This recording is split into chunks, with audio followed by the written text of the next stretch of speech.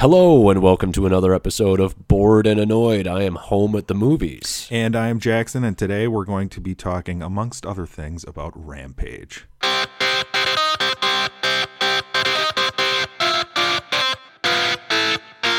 and Annoyed. But yeah, it is, what is it? It's the 16th of April, a Monday. Yep. And Negan is still alive. So we'll start it with that. Fuck. All right. We're switching up the format a little bit. Let's go right into what you thought of the finale of The Walking Dead. Oh, you want me to get right into it? Yeah, let's go. It was better than I anticipated it being. Really? Yes.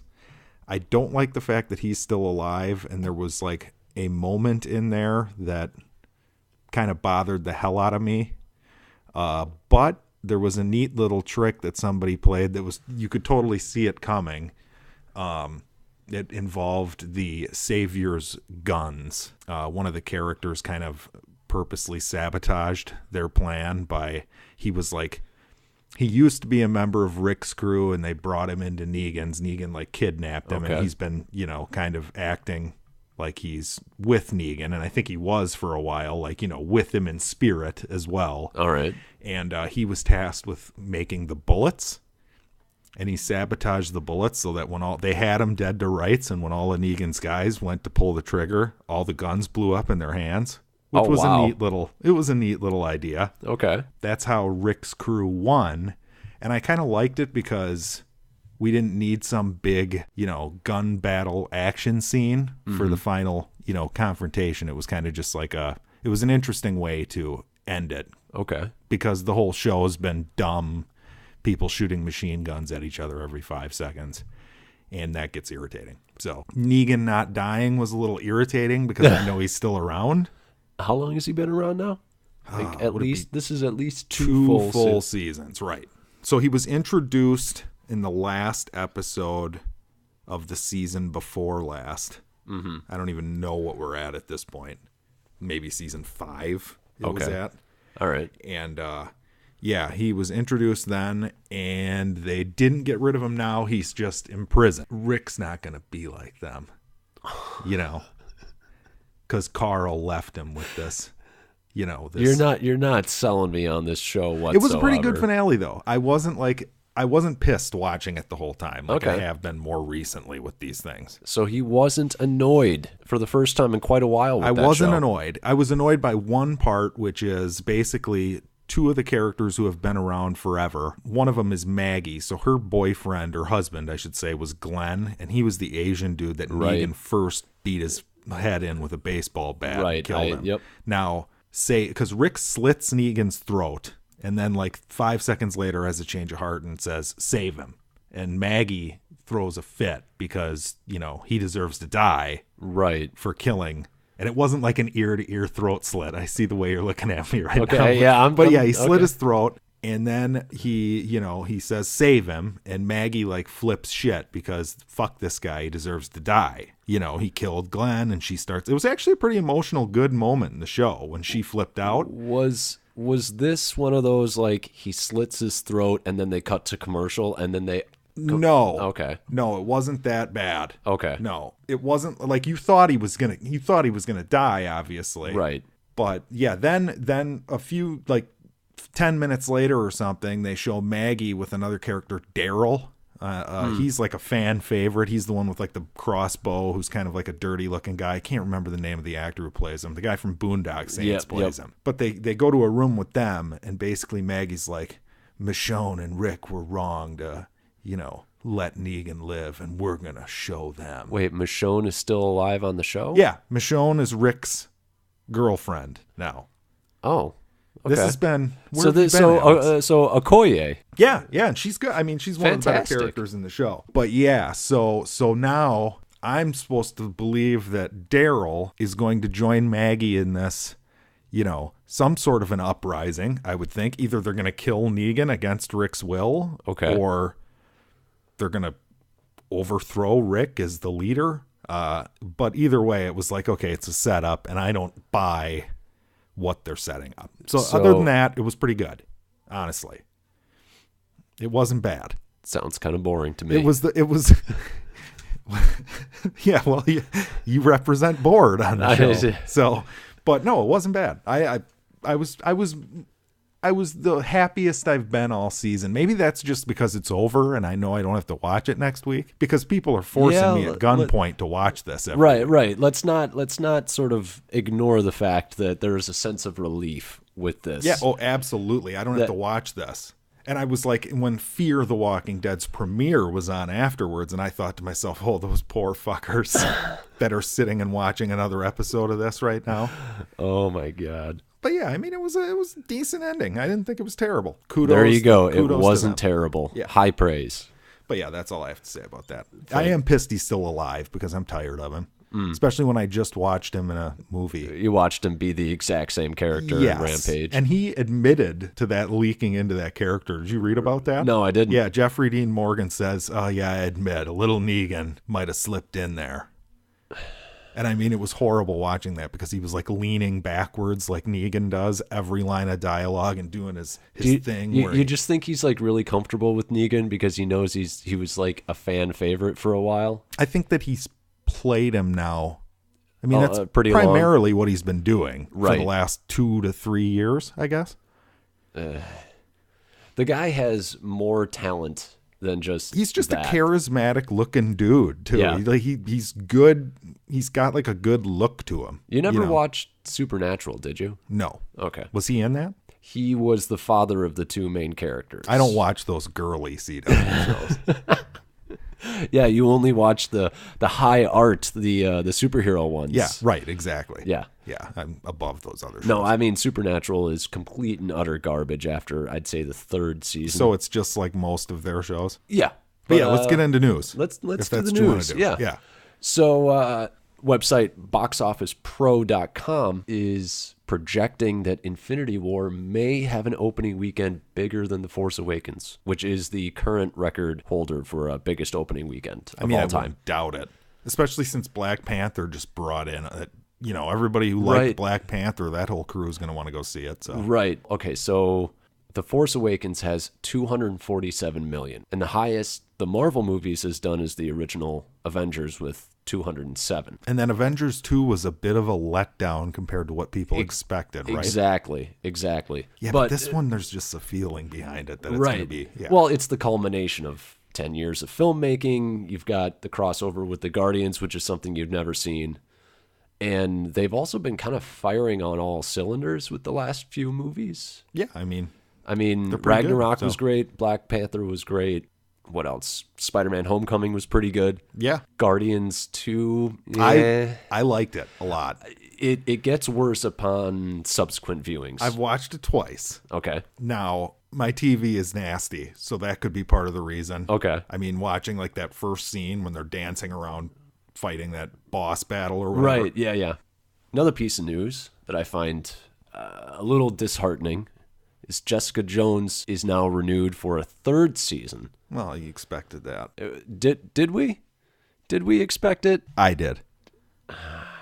My issue with it is they still haven't renewed Punisher for a 2nd season, and that was actually a good show.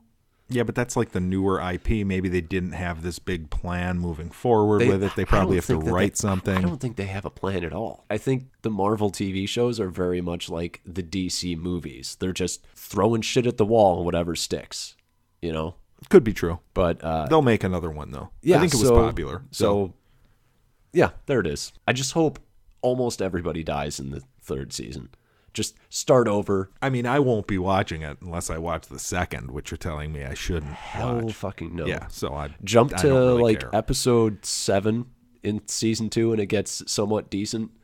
7, 8, and 9 I think are okay-ish. Okay. Beyond that, don't go any further. Next piece of news is not exactly a fun one. Did you hear about Stan Lee? I heard that he was suing his caretaker or something for abuse of some sort. He's not suing them.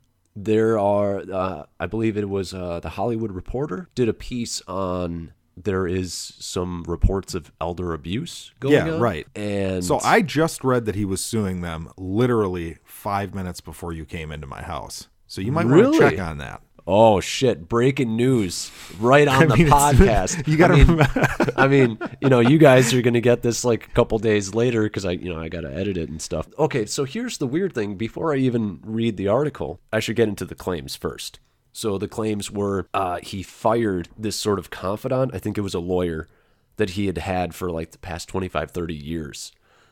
And a bunch of new people who were supposedly his daughter's friends started coming in. And it's like, it's kind of fishy at 95 to all of a sudden do, a change of guard. And all of this is speculation. I don't want Stan suing me for all of this. It's just speculation. It's what we read. There's speculation that his daughter spends like $40,000, like either a week or a month. It's probably a month, like in credit card bills. Okay. And apparently she's been abusive to him. So all of that's going on. And then he goes out and he makes 2 videos. They're both recorded by one of the guys that is being accused of abusing him. In the first one, he's all fire and brimstone. And he's all, you guys keep doing this and I'm going to sue your ass. And I've never Well, he's losing his shit. He's like 90-something years old, so... Well, I mean, it's also... just sad, really. It really is. Well, there's a video of him at one of, like, these Comic-Cons that happened, like, a week ago. I saw that where he just looks like he is not in it at all. No, and people are like, you just drew a circle on this. Like, you have to write your name, and like they're like telling him how to write, so like clearly he's losing his shit. Yeah. Well, and I'm sorry, I'd be pissed. I mean, it like those things are expensive. You pay $100 to shake hands and get a signature from Stan Lee, and you walk up and he doesn't do anything. Well, then he shouldn't be there, and I shouldn't be paying money to see him. I don't think people, I understand being upset. I don't think people should be mad at Stan, because I don't think Stan has much of a choice in it, especially if these claims of elder abuse are true. Sure, but you're mad, period. You're irritated in general because Wizard World or whoever sets these Comic Cons up is ripping you off. I mean, really, like, who are these people to be requesting $100 for a signature? You know what I mean? And then when you get up there and the dude's just not having it. I mean, I saw the video. He's literally like, he's just not... He just doesn't seem like he's there. No. So, I mean, it's not his fault. He's old as shit, whatever. He's probably getting taken advantage of. He also probably doesn't mind the extra income that he gets from doing these. Especially if his daughter's spending that kind of money. Right. So, I mean, it doesn't look good. He probably should just turn into a hermit. So, he's now suing his old business partner for elder abuse, not the current ones, which is... He's strange. Losing his shit. Yeah. Well, it makes me wonder if these other people who, the ones that are around him currently, all these rumors are about them. And now it's like, hey, Stan, you should give some validity to this and be like, yeah, there was elder abuse. It was that guy that you kicked out. And I don't know what to believe. All I know is that he has moments of lucidity, but it seems like it's sort of, they're becoming more and more rare, because then he puts out a second video of him he's like, I don't understand why this is happening. I want this to stop, and I just want to set the record straight. I'm having and he's probably got dementia. He's probably a different person at 2:00 p.m. than he is at 6:00 p.m. Right. I mean, yeah, it's sad. It is sad. It's, I mean, hey, we'll see him in that movie in 12 days, I'm sure. Oh my God. It's like, yeah, just stop. Just go. I just think he needs to just rest. Like, he's done enough with his life. Right. Just let the guy, I'm sure. I mean, from what I've understood, he does not mind being the center of attention. He loves this. Yeah, he loves the attention. Right. He loves the fans. But it's sort of like you have to protect Stan against himself at this point, because it doesn't look like he's all there all the time. He's certainly not. It's sad. I'm going to be sad, in a few years when you get on Facebook and you hear he's gone. Yeah. Well, I mean, I think a lot of people are going to be sad. Well, for me, he was, he's like my personal Walt Disney. Right. I don't have this problem, because I would say George Lucas is mine, and I can't stand him. So, never have heroes is the point of the story. So. Box office. Rampage crushed it, I heard. As far as like a global take, like 55 here and then 170 worldwide or something. A global take, hell yeah, it crushed it. Here, it barely beat A Quiet Place. Yeah, but A Quiet Place is kind of crushing it, right? Yeah, it is. It made like 50 million, right? Rampage? Rampage made 34 mil. Oh, that's it? Yep. Oh, well, never mind. And A Quiet Place did 32, which was down 35%, which is an amazing hold. And then the movie that we didn't see this week, Truth or Dare, had 19 million. Well, yeah. How does that make 19 million? Did you see the trailer for that? I did. It looks like a giant pile of shit. I know exactly who that's marketed towards. Like 14-year-olds. Yeah. Yep. People going on a date with their high school boyfriend, girlfriend, whatever. Yep. But yeah, Rampage, I don't know. It's hilarious. But the fact that it would make any money is funny to me. So what are you going to do? I'm really sad That it made money? that it made so much overseas. Well, that Scott Mendelson for Forbes said something about it. It did well at home. Like Friday night, it didn't do too hot, but people taking their kids to it, like matinee showings and stuff, it did pretty well. Right. Which is funny to me because you're taking your kid to a goddamn movie, and we'll get into it. But I mean, do you think the ape is going to be making like sex jokes and flipping people off and? Oh my God. I mean, or ripping a head off and eating it. oh yeah, he did, didn't he? Or impaling somebody through the eye. Tossing a woman up in the air and eating her. Yeah. Or, the wolf. All that stuff, though. I mean, that shit was violent as hell. Yeah.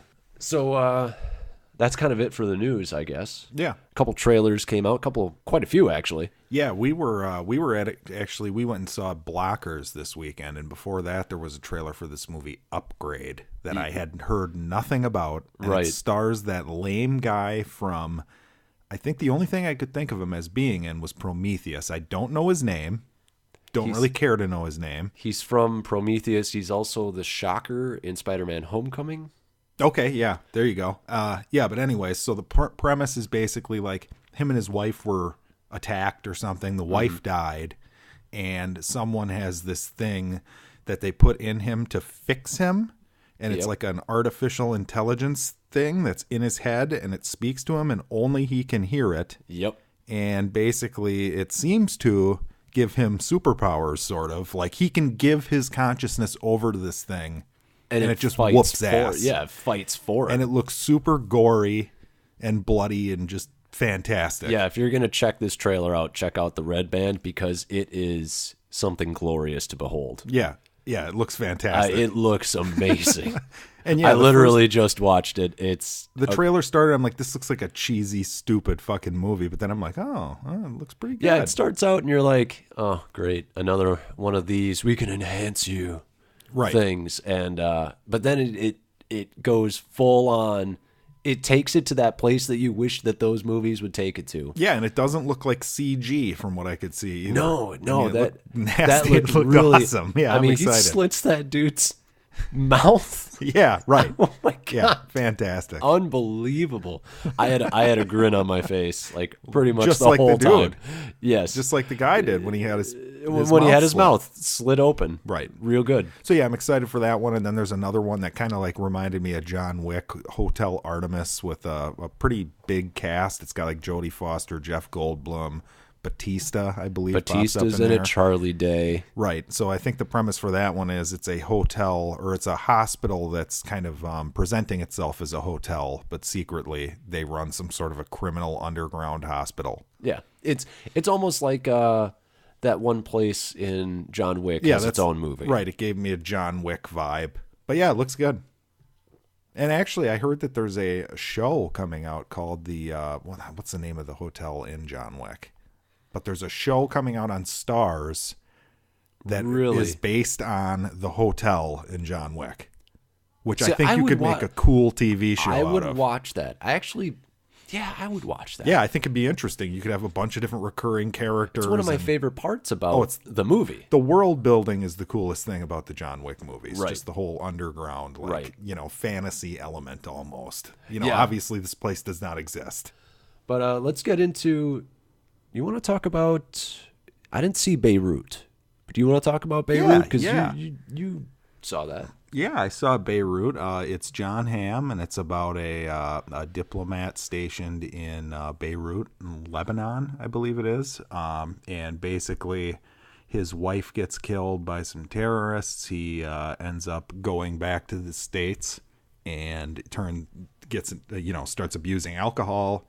And like 10 years later, his buddy, who was established was his buddy earlier in the movie, has been kidnapped by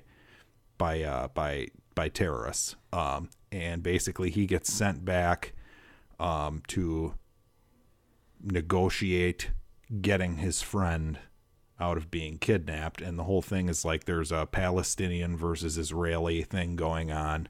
A Palestinian terrorist group were the ones that took the kidnapper, and they're trying to get the brother back. There's more to it than that. Right, but you don't basically, yeah, I mean, it's pointless to get too far into it. But basically, it's a good movie. It's one of those political thrillers where you have a lot of, groups of politicians and, CIA guys sitting in rooms discussing the problem. Mm-hmm. And as the movie goes, you learn more about what's behind what these characters actually want in this. You know what I mean? Everybody kind of has a different... someone might want the guy to die because he has information, right? That they don't want out, right? Somebody else is friends with the guy, so they really want him back. And then there's might be like, basically everybody has their own thing going on. John Hamm's really good in it. My only issue with the movie was the shaky cam. Okay. And I found out after I saw it that the same guy who I believe wrote the Bourne movies. But really? It's not Greengrass who directed it. So it's like, why, and the Bourne movies, I mean, if anybody doesn't realize, but like the Bourne movies were kind of the start of the guy running with a handheld camera. Like every action scene was really... It redefined action. Correct. And for some reason, everybody likes to do that now. Or not everybody, but a lot of people do. I feel like that time is sort of... I feel like we're at an end to that. I hope so, because it's annoying. And the thing in this movie, it's bad because we're dealing like boardroom conversations, and there's a handheld camera in there, and it's like zoomed in super close on the actors' faces whenever they're talking, and it's shaking. And it's like, even if you were a guy in the room standing there watching this isn't the perspective you would have, so it doesn't make any sense. Well, it's that I'm gonna somewhat come to the defense of handheld cameras, which is it gives you that feeling, it gives you the visceral feeling that a sort of tripod stationary shot doesn't give you, because you're moving around, you feel uneasy. That's the psychological, that's the reasoning for using that even in a dialogue scene. So I understand it. I'd have to see the movie to actually see if it works in context. I think it sucks. And I mean, and it here's depends why. on because how bad it is, though. Well, I mean, it's just it's jarring, because you'll have like a shot of like the vista or whatever. You'll have a shot of the city Beirut. Oh, and it's not like that. Yeah. See, that's when it doesn't work. Is when it's used only in certain shots, and then you go right to a stationary again. It looks really weird. It's very jarring. I mean, I always thought of it as like being used like, okay, you have Saving Private Ryan. It's a chaotic action scene. Right. It's chaos. Like you're like... That's what it is. It's supposed to be visual shorthand. Correct. So there's a scene in this movie where you're following John Hamm walking down the street, and it's like up and down, and it's like, see, that's distracting. Well, that's my problem with it is that's not what your perspective looks like when you walk. Because you have that thing in your brain that actually like allows you to just sort of see it as a steady thing. Right. So that was my issue with the movie. I think it seriously hampered the movie for me. Because Really? I was distracted as hell. I couldn't stand it. It drove me nuts. But everybody's good in it. It's one of those movies where the cast is like all those guys you've seen in things, but you don't know their names as actors. Like you have one guy from House of Cards who's playing a politician, and he looks just like that character. He could be that character. There's a guy from Boardwalk Empire who's kind of a dick. I think he's the main character's brother in Boardwalk Empire. I could be wrong. He was also in King Kong Skull Island. Okay. What about our favorite? Oh, it's that guy from Shape of Water, the Russian. The Russian in Shape of Water. Oh no, he's not in it. Okay. But that's another example of a guy like that. He just and shows then there's up. Hank from Breaking Bad is in it with a Oh, toupee, and it's okay. quite hysterical to look at him in a toupee. Really? Yeah, but I mean and the chick from Gone Girl and who was in Die Another Day, for instance, the blonde girl, Rosamund Pike. Yes. Always good. I think she's a good actress. Yeah, she is. I don't know why she's not used more. I don't understand it either. She's tremendously underutilized. Yeah, and every time I see her, I'm like, oh, I forgot she exists. And then she was in this, and she was good. But John Hamm kills it. He's Don Draper. He's like a, unhinged Don Draper, I would say.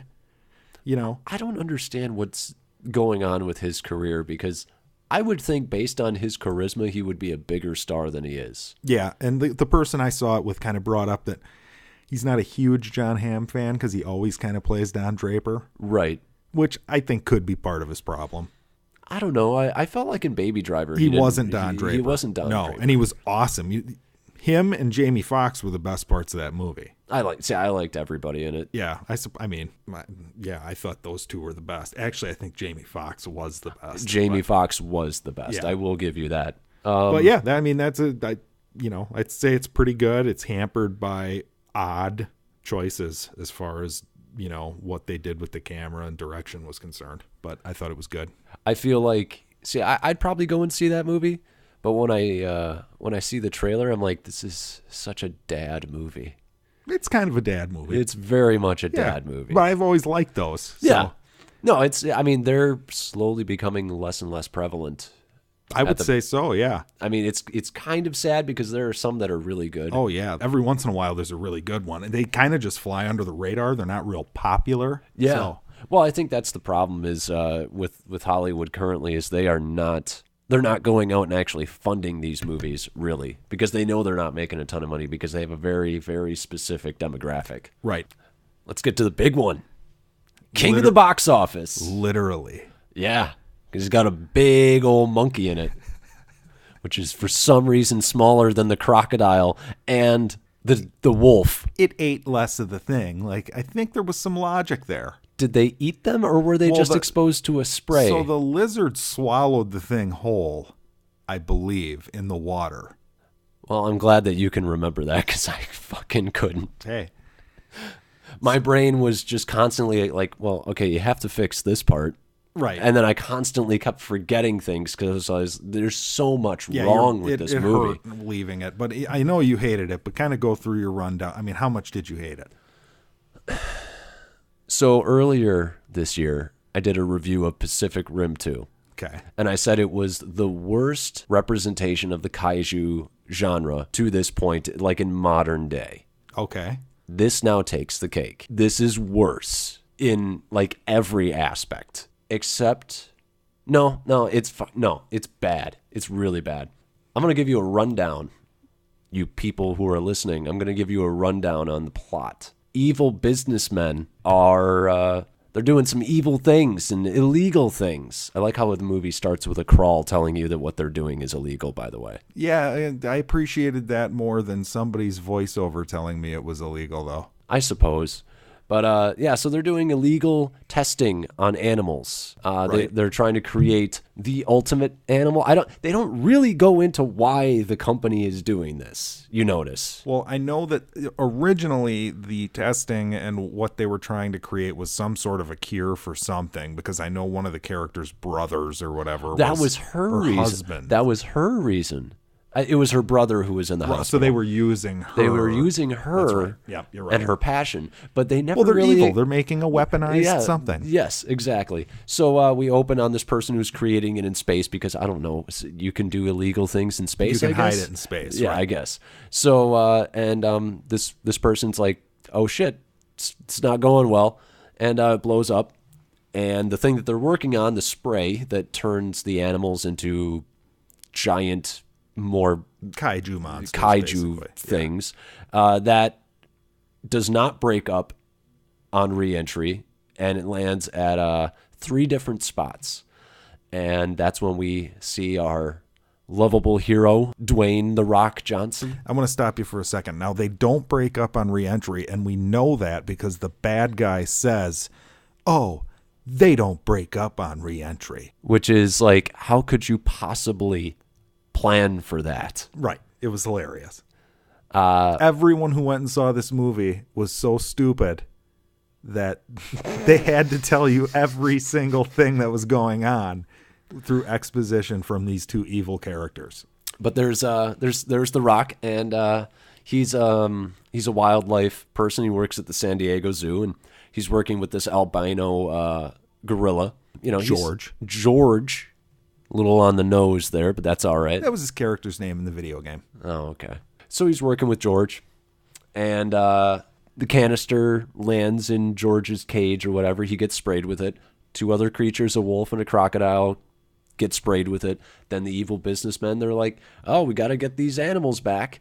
So they turn on a beacon, and then the CIA shows up, and they're like, hey, you guys should come with us because we know shit, or the FBI or whatever the fuck. So they turn on a beacon because they need to get the animals to the city because the video game was 3 animals destroying a city. Yes. I mean, that's the real reason. Right. The story reason is that we'll get them here and the military will kill them, even though we know that they have massive regeneration powers that apparently cannot be stopped until they can at the end of the movie for no reason. You're right. And they're like, yeah, we'll wait for the military to kill them. How are the military going to kill them based on what we've seen about these animals? Well, they haven't seen anything. Yeah, I suppose. Although they know everything else. Yeah, it's working exactly as they said it was going to work. Every character knows everything, including the personality traits of other characters that they haven't even met. Oh, we have to go into that one. So, The Rock. But yeah, hold on. Let me give my thoughts on this quick. This movie in general. Okay. So I thought it was going to be terrible. Yeah. It was worse than I could have possibly imagined. And I liked it better than I thought I would. So follow the logic there. Just bear with me. I haven't had that much fun in a movie, in a while. Like, because it was so bad that I was laughing my ass off. So to me, you draw the comparison with Pacific Rim 2. Right. For me, Pacific Rim 2 was just sitting there in misery. Right. Because there wasn't anything funny about it. It was just shit. There wasn't anything laughably stupid in it. You didn't have one of these kaiju monsters doing like the, finger through the other finger sex sign. Right. Or flipping off anybody. I mean, this one was just cheesy and pathetic beyond belief. Somebody said it was the best reviewed video game movie ever. It's sitting at 50% on Rotten Tomatoes. My thought when I read that was, as far as like the quality of a movie, I can name 10 that I like better. 10 video game movies? 10 video game movies that I like better than Rampage. But would you say objectively they're better movies? Because I started watching Mortal Kombat, because we talked about this, and I sort of was like, oh man. The original Mortal Kombat. That's on Mortal my Kombat. list. I wouldn't say it's technically a better movie, but it is more enjoyable. Actually, no. It is. The characters have arcs, and they're real characters. Correct. So technically, it's a better movie. Okay, so the worst movie on my list that I enjoy watching more would be Mario, with Hopkins or Hoskins, Bob Hoskins, and we're ending the podcast. It's done. Yeah. I'm out. Okay, so I'd rather watch that than Rampage, or I think it's better. Is Mario the Mario and Luigi Mario? Yeah, right. There's 3 Marios. Okay, another one, Assassin's Creed, and keep in mind, I hate these movies. Okay, I haven't even seen Assassin's Creed. I hate most of these movies. Okay, I would say both the original Angelina, Tomb Raider, and the new Tomb Raider are both better. Yeah. Silent Hill. I didn't see that one. Final Fantasy. The CGI one. From 2001. Yeah. I think it's better. I haven't seen that since I saw it in theaters. Neither have I, but you know what? It was better. I can remember coming out of the movie. I didn't hate it when I saw it. That's very true. Okay. So Resident Evil 1 is terrible. Better than this. Mortal Kombat, we already talked about that. Another Rock vehicle that I hated was Doom. I would say that's better than this. Yeah. Oh, that had Rosamund Pike in it, actually. Funny. Yeah, it did. And Warcraft also liked it better than this. So that's 10 movies. There's probably more. And Warcraft was pretty fucking bad. Now, I have a theory on this that a lot of people, like, these I think are actually, I'm going to say these are all, to me, objectively better movies than this. Now, did I have as much fun watching, like, Assassin's Creed as I did watching this? No. And I think that's where these reviews come from. I haven't read any of them. Right. But I got to assume that this is like a schlock fan review where you're just like, oh, this is a big dumb movie, and I was laughing at stuff that I wasn't supposed to be laughing at. Look, every 3 minutes. That's fun. Look, I can understand laughing at something that's so terrible. I mean, I love Mystery Science Theater. I love The Room. This wasn't quite there for me. Because here's basically what I'm interpreting you as saying, which is Pacific Rim wasn't bad enough. It was just towing the line of mediocrity shit to the point where it wasn't so offensively. There wasn't a line that made you laugh because it was so fucking dumb. Yeah, it took itself too seriously, I think, for the subject matter and the story they were trying to tell. They were trying to match the tone of the first movie, and all they had was a steaming pile of shit. This one's a steaming pile of shit, and it's not serious. So maybe that's why. Yeah, that goes a little too far in certain places. It is so bad. Let's talk about those villains. The villain, the worst aspect of the movie, Malin Ackerman, she's in a show Billions that I watch. She's also from Watchmen. Yep, and she is a fucking horrible actress. She was horrible in Watchmen. She's horrible in Billions. I don't know why she has a career. I don't think she's that great looking. No. I'm not like, I mean, I thought she was fine in Watchmen. She was shit. Ugh. She's terrible. She didn't distract me in Watchmen. She's a cartoon character on screen. In a movie that otherwise, you said it's not taking itself too seriously. It's not, but it's not that cartoonish. It's not that outlandish. I thought it was pretty outlandish. It is outlandish. It's giant monsters fighting in a city for no reason. The scenes with her were It was outrageous how bad it was. And the fact that they put a Rampage arcade cabinet in her office. I mean, which means that this game exists. They would be in going, this world. What a fucking coincidence. Yeah, kind of weird how the locals named Ralph, just like in the game. Yeah. Kind of weird how the exact animals that were in the game. Well, and it's not like it was some dumb thing that was in the background for 1 second. It was like they showed it multiple times. Right. And her office, like, there's two. What was the other? There was another arcade game in there, and I'm sitting here thinking to myself, like, which one of these fucking characters plays arcade games? Yeah. Well, okay, I could see her brother, who. But that's not his office. That's true. If anybody watched The Office, her brother is the new Jim. I don't know the actor's name. It's the first feature-length film I've even seen him in. Not exactly a great career choice. He is a bumbling moron, and not in a, oh, isn't this hilarious kind of way. No, the stuff that was trying to be funny wasn't funny. Did you notice that he had a Pop-Tart in yes. a cup holder? Yes, I did notice the Pop-Tart because I am a Pop-Tart guy. So as soon as I saw the Pop-Tart, I go, that makes me sick that they represent this character as like a Pop-Tart eating moron, because that's what I am. Not only that, but he also had like McDonald's food at one point. He's constantly snacking on just horrible, horrible things. And he was in better shape than me. For those who don't know, Jackson is about 350 pounds. Yeah, right. Give or take 100. Yeah, right around there. But yeah, no, they were terrible. Every scene with those two characters was them having a conversation, which was giving us exposition as, you know, what's the plan? And then she'd go, okay, well, they hate this sound, so we'll turn this thing on and they'll come and blah, blah, blah, blah, blah. And then there's the exposition regarding but at the beginning of the movie with the, oh, well, don't worry, our stock dropped, but we'll get this gas, and Yeah. it's in these, they don't burn up on re-entry. I mean, it's like, it is so fucking terrible. That's what the sister is there for. To give exposition. That's what you said during the movie. You said this movie is nothing but exposition. Yeah, it is. Even when you're supposed to be watching a character scene. Well, because the whole goal of the movie is, okay, I can picture them writing it. So they go, okay, what do we got? Right. Let's see, what can we make a movie out of? Right. Okay, Rampage. People know Rampage, Yeah, that giant I hit. used to love playing Rampage at the arcade. I had it there was Rampage World Tour for N64. I mean, it was so much so that I was going to see this movie eventually. You know what I mean? Even if I didn't see it in the theaters, I like Rampage.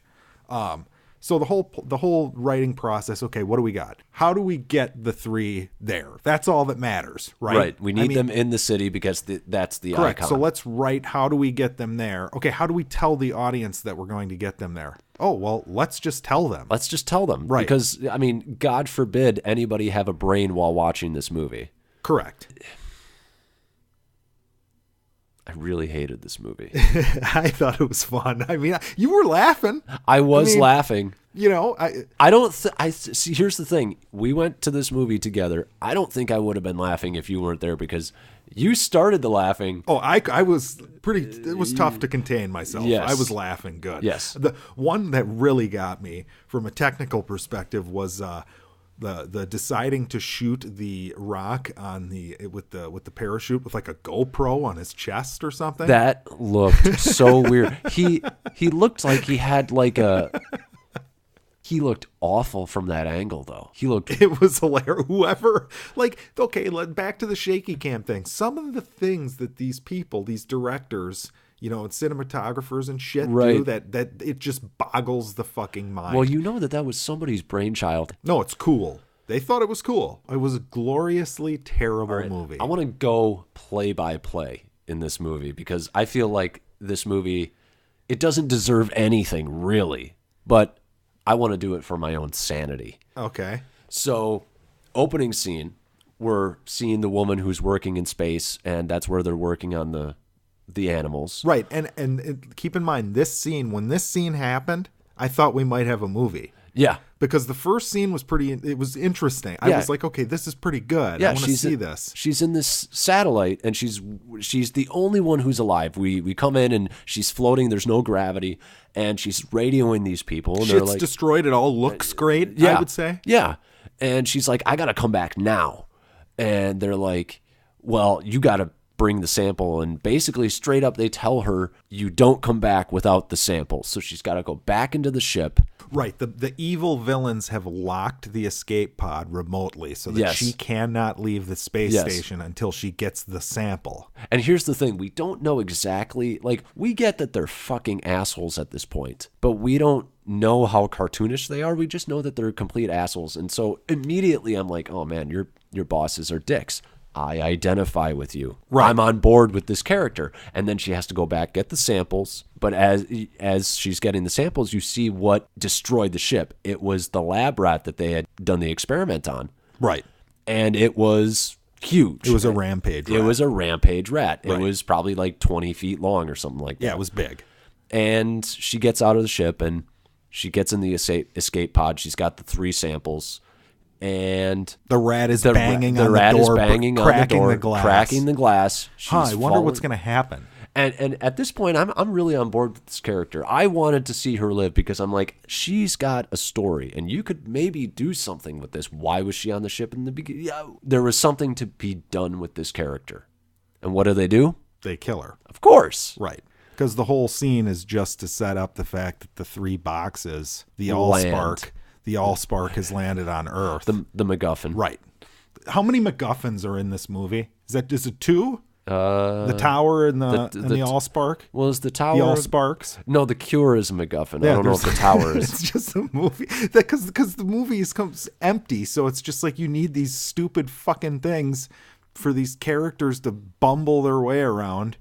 Yep. But anyways, the MacGuffin lands. One lands in George's cage. Yeah. The other. Oh wait! First, we have a scene with The Rock and the characters that we will never see again. Yes. So they've got beta male bitch boy here, who's telling this girl his stories about going around, and The Rock does one of those hands up in the air, let's all stop, because they're walking through like a Jungle. jungle. Yeah. And then you realize that they're actually in an enclosure, and then they're like, oh, Junior's laying down some bullshit here. Some monkey-sized shits or something like that. Yeah, so we got to be quiet. Right. Yeah, it's your first joke of the movie. It sets the tone. It's, one, it's bad. And two, instantly you're like, did you have to play that card, The Rock? Instantly I'm a little not liking the character, because I'm like, this guy's got nothing. Let him have these bullshit stories. This girl's smart enough. She's seeing through it. Right, yeah. I mean, because this kid is laying it on so thick that it's try hard at its most try hard. So he goes into the gorilla enclosure. There's a new gorilla there. Don't remember his name. Not important. There's a new gorilla, and there's George, and the new gorilla's kind of new and shaky, and he goes to attack the beta male bitch boy. Yeah. And George steps in and saves the day. So that's our introduction to George. Yes, and George can sign. He does the same sign no matter what he says. Yeah, I don't know if you noticed that, but it's got that Congo thing going on where it's basically he does this the whole time. He pats his chest, and it always means the same different things. You're being a little nitpicky there. I mean, I hated the movie, but I saw a few different signs in there. Not think much. Of that fucking Congo with I'm Amy. That's what I think of. It's the same fucking thing. But continue. I just want to get into like maybe my least favorite thing about this, which is after the whole situation, the girl who's there with them. So there's The Rock, there's the beta male bitch boy, there's the girl, and then there's The Rock's friend, who is also a small nerd beta male. Because they all have to be beta males around The Rock. When they're next to The Rock, yeah. Exactly. And so the girl comes in, and she's like, that was amazing. Can I please suck your dick? She doesn't really say that. Not exactly, Alex. But not exactly. But basically, she actually signs it. Yes. And we all know the international sign for that. Yes. She says, something along the lines of like, what are you doing tonight? We should hang out, blah, blah, blah. And he's like, no, I don't. I'm not a people person or whatever. And it's just amazing because right at the beginning, they just have to establish that every woman is into like this giant marshmallow man of a human being.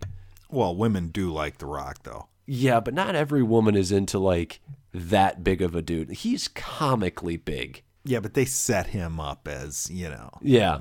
Which, by the way, how the fuck did you get that big when you're spending all your time with these monkeys? Well, okay. I'm going to defend it here. They did go into ex-military. Yeah, but he was ex-military. He's kind of he's all about protecting. But how many guys that size have you seen in your life? Period. Not many. Yeah, I can probably name one. Okay. And he's a professional bodybuilder. There you go. That kind of size, and I know this is a stupid ass nitpick. That's a nitpick, yeah. But here's the thing: to get that big, do you understand how much work The Rock puts in to get that? He works out like 8 hours a day. Well, yeah, and he has to go buy his drugs from someone, and inject them. Oh, come on, Jackson! He has somebody pick them up for him. Yeah, we all know how Ben Affleck got big enough to play Batman. But anyways, so girl throws herself at him. He's not interested. He doesn't like people.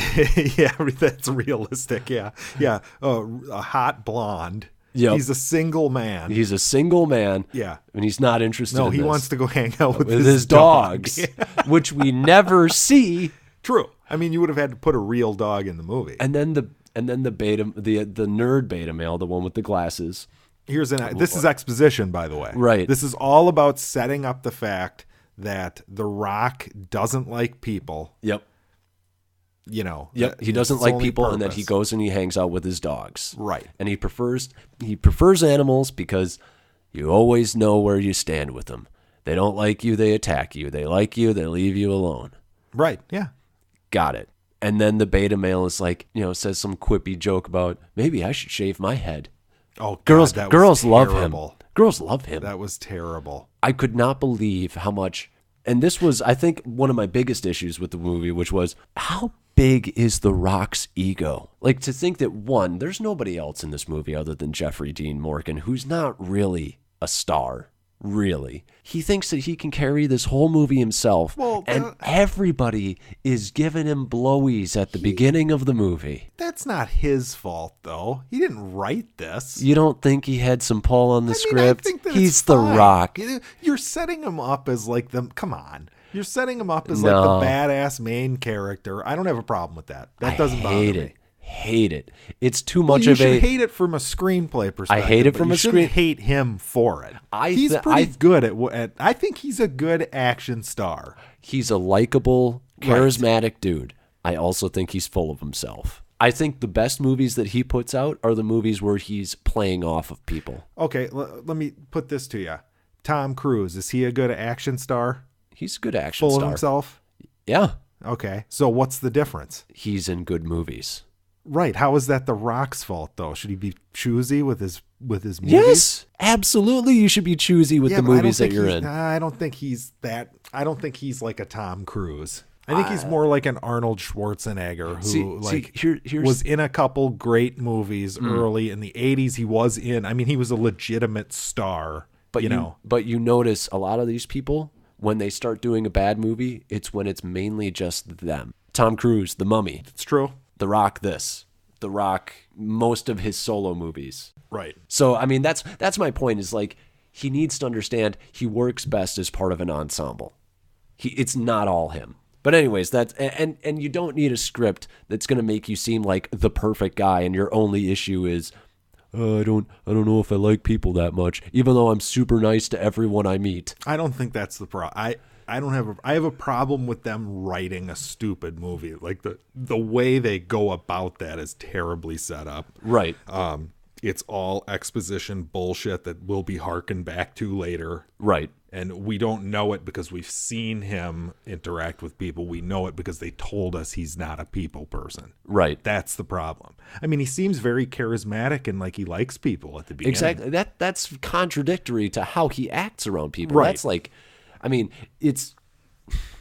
But yes, continue. So that scene's over. Now, I mean, I think the next most important thing to get into is, I mean, we already talked about the two evildoers who are saying like, okay, well, the one brother is like the pussy one who's always afraid that they're going to get in trouble. And the girl, she's just a cackling villain. Yep. She's a villain who says, oh no, well, don't worry about it because, we've got them in these things that don't, they won't disintegrate on re-entry. So you don't have to worry about it. And that's that scene. And then we see, well, you do have to worry about it because there are animals in the wild. Yeah.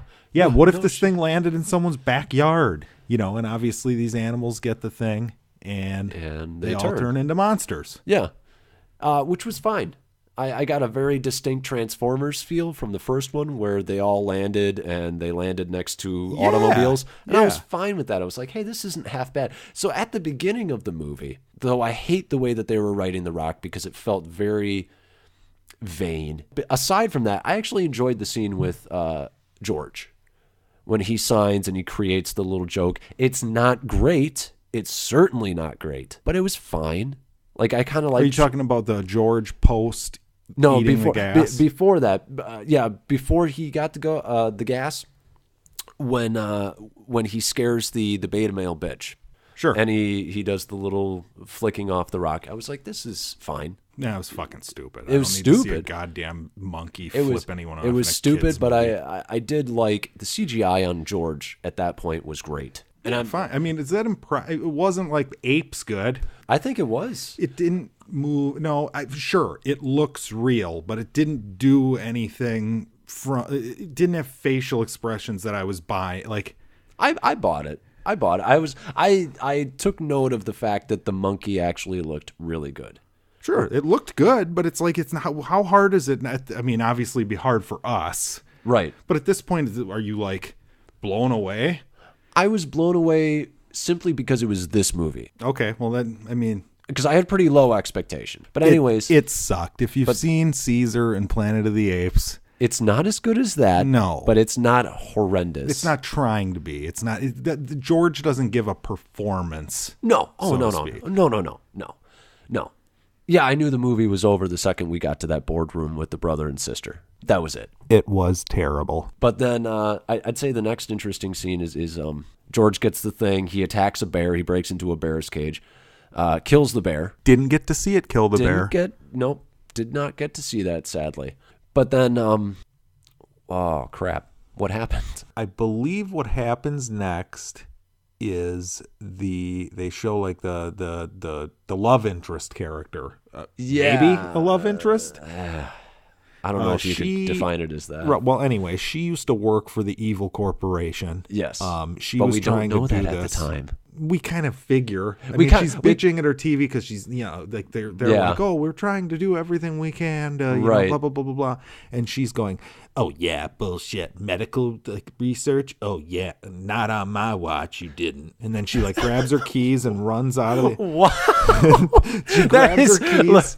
That is not the character at all. Well, I mean, she's got that attitude where she knows, this is some bullshit. They're fucking, I'm going to go do something about this. She grabs her keys. Standard concerned 20s, 30s girl. No, she literally says something about the fact medical shit, bullshit. She says something that. I don't know exactly. Forgive me for not getting it right. You got a little ebonics there, though. She goes bullshit and she grabs the keys, I mean, she's your stereotype. To me, I didn't find her calm. I found her as concerned. She was concerned. Not even concerned. She was her selfish reason for this is over. The person she was trying to save is already dead. She's just pissy because these fucking assholes. She goes, no, bullshit, and she grabs her keys and runs out, and she goes to the animal sanctuary place. Yep, where the San Diego Zoo or whatever. Yep, and she lies. She lies to him for no real reason. And he believes her for no real reason. Well, I mean, she has information on it, so I guess that's kind of okay. She knows some stuff that maybe nobody else would know. Right, so she lies and basically says, hey, I work for the evil corporation. But why didn't she just tell him the truth from the beginning? Is it so hard to add an extra sentence? Hey, I used to work for them. She doesn't tell him the truth because that's where the conflict comes that lasts 5 minutes later in the movie. Yes, but that's contrived and bullshit because there's no reason she needed to lie in the first place if you're not trying to set up a bullshit scene that means absolutely nothing 20 minutes later. Right. Well, that's the whole movie, though. The whole movie, its only purpose is to tell the audience something or somehow set up a scene that will happen later on. Yes. That's the entire movie. It's exposition that will set you up for more exposition later on. Correct. Now Jeffrey Dean Morgan gets introduced. He's kind of he works for some made up government agency. Yeah, we don't see them actually come and abduct them. George gets taken down and he passes out, but we have no idea why they took those two. Because at this point, I don't know. Because they might know something. Maybe. Yeah, I suppose. But anyway, Jeffrey Dean Morgan takes them, and he's Negan from The Walking Dead. He does a Negan, from what I understand. Yeah. And then there's an interrogation scene where he finds out that she was lying about. And the look on his face. And he is devastated. It's like he found out that his mom cheated on his dad. Right. It's ridiculous. The amount of trust he had for this woman that he met 2 hours earlier. Correct. It has ruined his day. Yes. For 3 minutes. Yes. Less than. And then he's back to quippy. Right. Jokey. Yeah. And then lands. you have the plane scene. Basically, this is when they activate the tower. Yeah. So they have this beacon that they put in. There's one scene we're forgetting that I actually liked. And that was with the wolf, Joe Manganiello. Joe Pantoliano or whatever his name is. Not the one from The Matrix. But he is hunting the wolf. And there's a neat little action scene in the forest with the wolf. I thought it was pretty good. I liked that scene. I hated his introduction because it was standard, look at this badass, because they do that thing where he gets out of a car, they don't show his face, and they're constantly following him from behind, and then he gets in the chopper, and they're like, all right, let's light it up or something like that. Now you're doing what I just did, where that didn't happen, but you're exaggerating. That's exaggeration, my friend. Good job.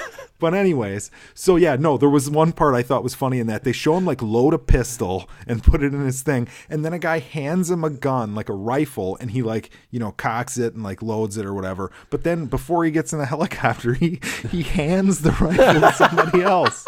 So it's just like, oh, this guy is a badass, right? Yeah. Yeah. It was stock badass footage. Right. It was so ridiculous. then this crew of military people or ex-military, whatever, they go out. They're ex-military. They're like a private military force hired by the evildoers. Yep. And they go out to get the wolf and all get killed.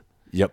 That was amazing. That was amazing because you got an actual somewhat named character in Joe Mengele or whatever, and they kill him. Yeah, you kill Deathstroke right away. They kill Deathstroke. Deathstroke.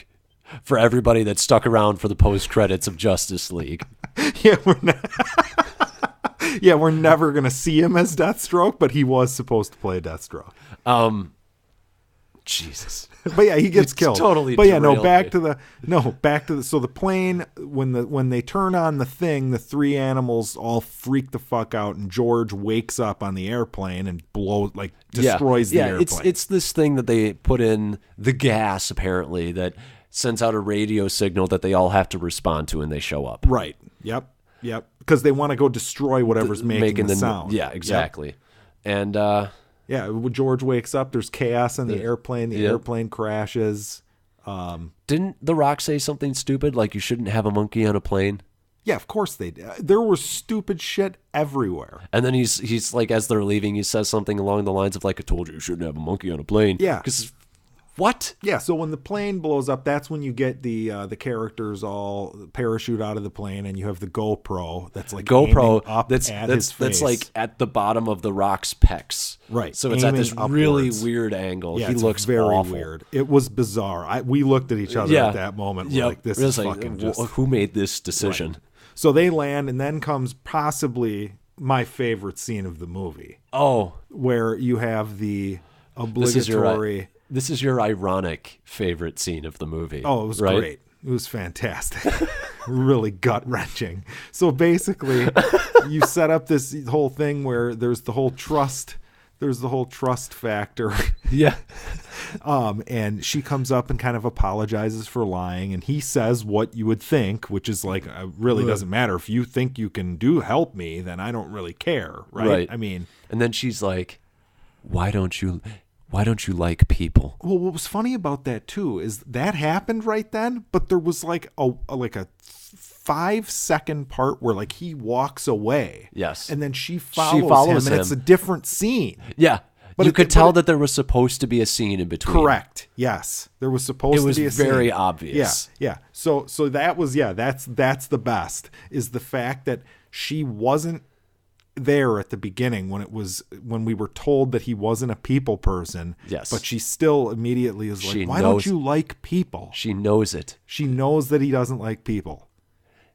It's amazing.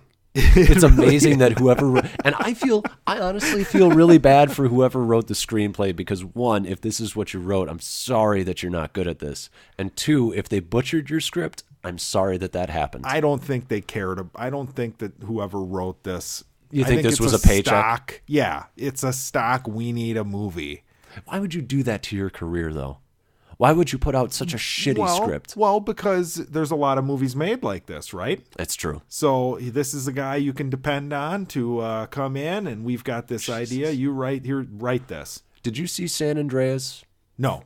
Okay. Did he write that? No. Same director, the right? Same director as that. I've heard that's awful. And based on this, I cannot see it being anything other. I've heard it's not as good as this, believe it or not. Well, it doesn't have a giant monkey eating a giant wolf's head. I can't believe it's worse than this. I can't, and there's no fucking way. This is pretty fucking bad. So beyond that, I don't even remember what happens next, really. I mean, they show up at the city. Yeah. The military stops them first. Oh, God, that was terrible. When The Rock disarms two armed military people Yes. in an And alley. that was the scene where I was like, this movie is Suck the Rock's dick, the movie. Because he chokes out two dudes. He tells them what he's going to do. I actually just looked down. I didn't even watch that bit because I'm like, this is so fucking stupid. He takes out two armed military police. Well, he's a badass. He's a badass. He's unarmed. He tells them what he's going to do. He takes them down an alleyway first, which is like, why didn't they just pull their guns right from the go? And then he chokes out the dude and he says, don't fight it. That's a big arm. Don't fight it. Yeah, he does say that about it being a big arm. And then he says, you're going to pee yourself in front of this girl. It was awful. I felt bad for the actress who played the girl because I don't know where I've seen her from. I've seen her before. Moneypenny. Yeah, so that's why I like her. Yeah, that was why I like her then. Yep. Okay, she's Moneypenny. No problem with her in that movie whatsoever. In this one? Or No, as Moneypenny. Oh, yeah. Yeah. Yeah, no, she's fine. She's fine as Moneypenny. What the fuck? You think it's the American accent? No, I just think the movie sucks. Yeah. You know what I mean? Yeah, no, it was terrible. It was absolutely But I terrible. feel bad because, like, what? You're right. You got to work. You know. I mean, whoever wrote the script, like, I cannot imagine that somebody's going to watch this and be like, yep, you get another. I know that it's going to happen because that's how Hollywood works. Well, especially if it makes money. Yeah, I don't especially know if what it makes costs, its money. but if it's already made 150 internationally. It did 120 as a budget. Then you add about 100 onto that for Oh, it's gonna marketing. make money. It will make money based on this opening. It will make money, which is so fucking depressing. It's gonna is it gonna be number one next weekend too? What comes out next weekend? Super Troopers 2. It's like a nothing weekend. You know what? That's got a cult following. I could see. No, I think that'll open above 30. So I think this is going to number 2. All right. Actually, based on the hold that we've seen from A Quiet Place, this might actually be number 3. I'm gonna guess it's still number 1. Prediction. All right. Prediction. Because dumb kids are gonna like it. They're gonna tell their parents they want to see it. You think that Super Troopers 2 is going to open below 30? Actually, no. I'm assuming a 50%. No, I'm assuming a 35% drop on Just this. like A Quiet Place. Just had? like A Quiet Place, but that's because this opened so low. Yeah, no, it's gonna number 1 at the box So office. so right around 20 mil. So you think Super Troopers is going to make less than 20 mil? Less than Truth or Dare? I think that's possible. Maybe. The marketing hasn't been great on it. No, so it looks terrible, but then the reviews are pretty good from what I can tell. I mean, I'm checking it out. Me too, absolutely. I actually had a nice laugh at there was a liter of cola callback in the latest trailer. Yep. It had me laughing pretty good. I'm excited. But yeah, no, anyways, so the whole thing, you've got the military scene where they steal the chopper. The animals end up in Chicago. Nobody can kill the animals. Yeah, you like how the helicopters just use the machine guns and they hardly don't use their missiles at all. And then near the end of the movie, The Rock just has a rocket launcher and he's holding his own as a single human. Well, he's got George. George isn't doing shit against the two of them though. Like really? It's all about George. Jesus Christ. So yeah, no, then you get the setup where they climb the tower and it's supposed to look like Rampage the game, and it kind of does. They kind of pulled off the look of it. Yeah. It's just the effects aren't bad. I thought they were good. They're standard, you know. How about that shot where what's the lady's name? Which one? The evil one. The evil one? Oh, Malin Ackerman. Yeah, how about that shot where Malin Ackerman gets dropped into George's mouth? That was okay. So she's got the cure in her purse, yeah. In her purse. I love the fact that the good doctor lady, she's like she punches her or something and then she shoves something in her purse. It's the cure. It's going to make George less aggressive. Because she knows that George is not only going to eat her. Yes. So she's like, what are you doing? As she shoves it in her purse. And the good science lady is like, I'm feeding the monster to the monkey. How did she know that George was going to pick her up and eat her? Well, I mean, George hasn't eaten anybody up to this point in the movie. it's true, but Why would he pick up her? Because There are 3 people there. Because in the video game, I believe it was the main logo was George's hand holding a woman in a red dress. So that's why she changes conveniently into this red gown as well. Wow, that's terrible. That's I mean, what it is. it's fine for the game. It's terrible here. Well, yeah, you could find a creative way of actually doing it. Yeah. You could have a creative way, you know what I mean? Yep. So yeah, but that's why it's there. It's incredibly hilarious, that scene. Yes. It's slow Incredibly motion as she's hilarious. screaming, falling into his mouth. While our hero character is eating a woman whole. Yeah. Hope you like that popcorn, kids.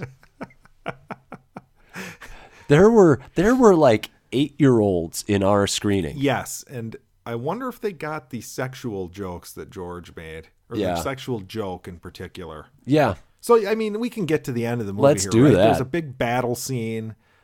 It's shitty. It's not really. Yeah, their regeneration powers no longer work, so George can kill them. Right, and the creatures I thought looked pretty good. I didn't have any problem with how they looked. I hated the look of the... Well, I didn't hate the look of the wolf. That was my favorite one. The wolf, his face looked very fake. I think it was something about the eyes, and the nose was a little cartoony. The face didn't look like a wolf.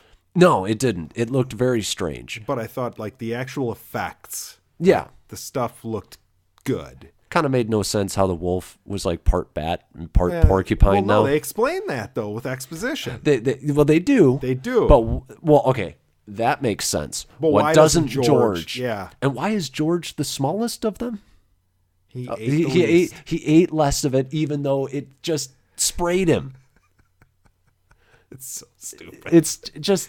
But yeah, fuck this movie. There's a big fight scene, and The Rock and George take out the other two, and then The Rock and the lady are talking to George, and basically George signs with his same old sign that he does that means something different every time I see it. I'm standing by that, by the way. He says he's like, oh, are you guys he says something along the lines of is you guys she are in the friends? family? Is she part of the crew? Yeah. Whatever. Yeah. And he's like, yeah, I guess so. Blah blah blah blah blah. Yeah, she's a friend. Yeah, and then yeah. he does the internationally known having sex sign. One finger making a circle, one hand making a circle, the other one putting the finger through the circle. Correct. This is pretty much a children's movie. I mean, it's going to. They're the ones teenagers and younger are going to be the most excited about this when they see it. Yeah. And you put a scene in where George is making hey, are you guys fucking? Are you going to bang her? Here's the thing. That fits perfectly for the teenagers. I imagine at 12 years old, I would not have minded this movie. True. That's true. But I mean, people are bringing their 7-year-old kids to this too. Those parents were pretty stupid, because I'm pretty sure this is PG-13. True. I don't think you have a wolf have its head ripped off and you manage a PG. That could be true. You're probably right. But whatever. I mean, kids see PG-13 shit. The point is the humor is stupid. Yeah, it's really bad. Yeah, we looked at each other at that point, It was too. shocking. Yeah. It was truly shocking. Because you're you saved the best for last. really the piece de resistance. Yeah, it was. See, now this is where I say it was fantastic. This is why this is better than Pacific Rim 2. They're both okay. such Let me shit. Let me put it this way. Okay. If I'm going through DirecTV Guide on my cable box and I see Pacific Rim 2, 0% chance I am stopping. If I see Rampage, I might stop and watch a few minutes. Get a few memories of the laughs. If you had to put a figure on that, what are the chances that I would stop? Yeah. Pretty good. I have nothing else is on. It's 25 minutes through the movie or it's the end scene. I'm turning it on. Fuck it. I'm going to laugh and point at my TV and laugh at the movie. All right. Just for some context, Jackson pretty much enjoys all the Transformers movies. I hate the last one. It's not what the last podcast said. That was sarcasm. It's terrible. Does it translate onto a podcast? I'm not so sure. I think we knew it was sarcasm. Go back and listen, folks. But yeah, no. This movie, I mean, this movie is terrible.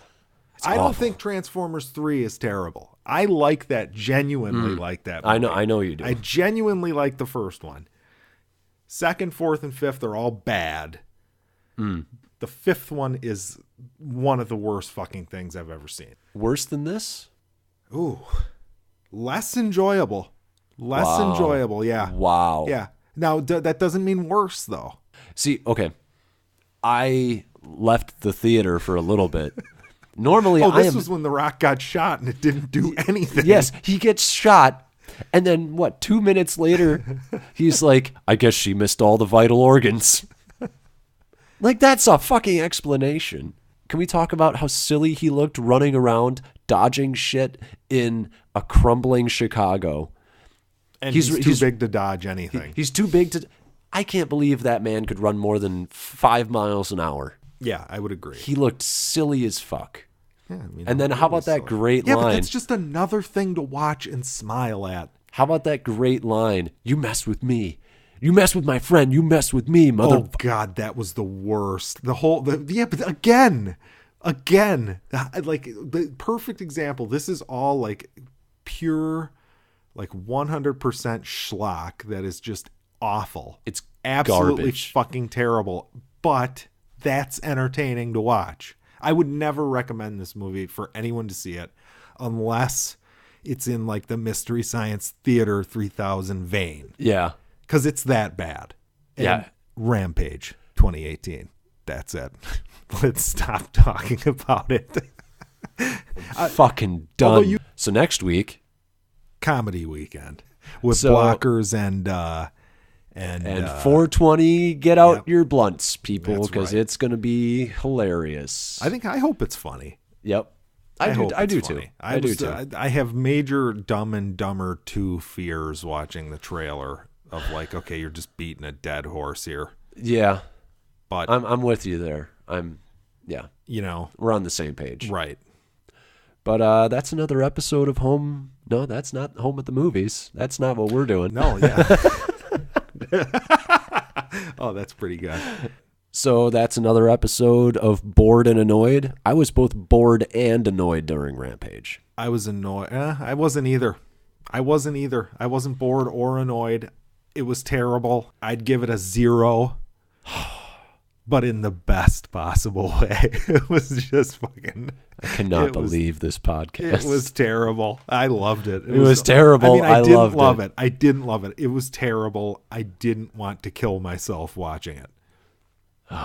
It's so bad. I love that you can see that he is clearly offended by this notion. I'm having a real hard time looking at him right now because this is